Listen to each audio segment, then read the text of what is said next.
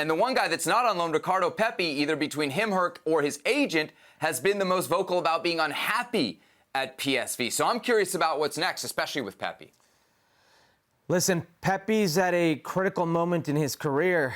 If we're talking about just club level, we have no idea what happens to Luke de Jong. He's coming off an MVP performance in the Eredivisie. He's going to have to bide his time, wait. Will he stay? I don't know. But when it comes to Pepi and the national team, I had him when everybody was talking about Folarin Balogun, Ricardo Pepi, Folarin Balogun, Ricardo Pepi. I had him U.S. men's national team number 9, number 1. That's where I had Ricardo Pepi. And we thought it was a 2-horse race. Well, there are some other horses that have entered this race since then. If we're realistically thinking about this summer with Ricardo Pepi, Copa America, there have been reports of the Copa America rosters going from 23 to 26.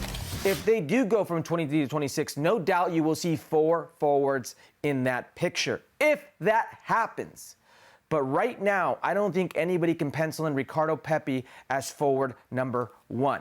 You look at the U.S. men's national team versus Jamaica semifinal of the CONCACAF Nations League. It's Ricardo Pepi coming on, minute 63 for Folarin Balogun. In that game, it's Haji Wright who steals the show. It's Haji Wright who gets his goals. And then it's Haji Wright who starts the final in the biggest game in Ricardo Pepi's mind against Mexico in that final. He starts. Folarin Balogun is the guy who comes on for him. Ricardo Pepi is an unused sub.